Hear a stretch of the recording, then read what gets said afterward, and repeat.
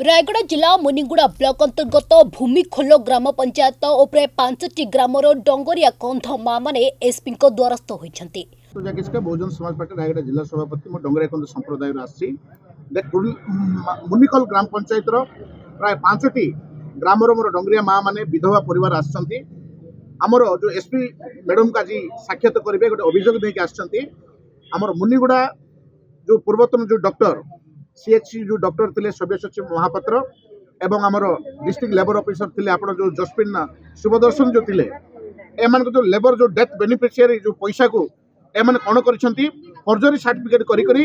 निरीह लोक पैसा खाई से डॉक्टर सभ्य सचिव महापात्र बहुत गोटे अपराध काम कर कौन से अपराध काम आप जानतु जन को 2टा लेखा डेथ सर्टिफिकेट मैंने प्रदान कर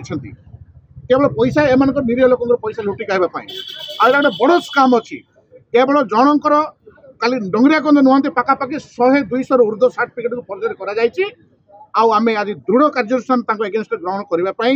एसपी निकट आसछन्ति मोर डंगरिया कंद परिवार आम यथाशीघ्र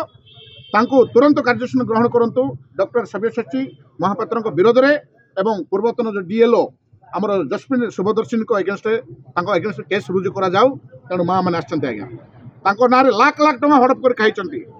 निरीह माँ मैंने किसी जापारी ना सरकार सुविधा कौन जापारी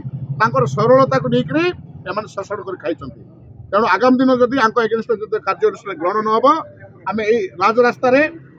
एसपी ऑफिस सामने धारणा देव।